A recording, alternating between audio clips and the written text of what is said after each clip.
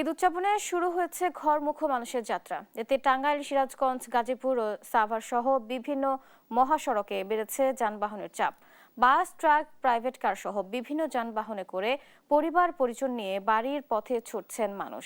মঙ্গলবার সকাল থেকে টাঙ্গাইল মহাসড়কে গণপরিবহন, বাস, ট্রাক ও মোটরসাইকেলের চাপ বেড়েছে। অনেকেই গণপরিবহন না পেয়ে খোলা ট্রাকে করে বাড়ি যাচ্ছেন। সিরাজগঞ্জে ও সাভারেও দেখা গেছে একই চিত্র।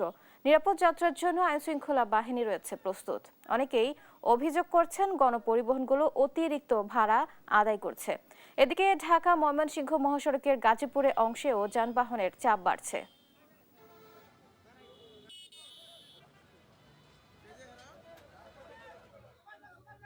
যাবো কুষ্টিয়াতে, বাসের জন্য দাঁড়ায় আছি। বাস তো পাচ্ছি না, অনেকক্ষণ ধরে তো দাঁড়ায় আছে। ওই মাথা থেকে এই মাথা 3-4 বার ঘোরাঘুরি করলাম। ভাড়া তো অবশ্যই বেশি নিচ্ছে, এখানে তো সবকিছুর ভাড়াই বেশি। বাস এখনো আসে নাই, রংপুর যাবো তো, রংপুর বাস এখনো আসে নাই। আগে এখান থেকে আমরা 400-300 টাকা যাইতাম, এখন 600 টাকা চাই।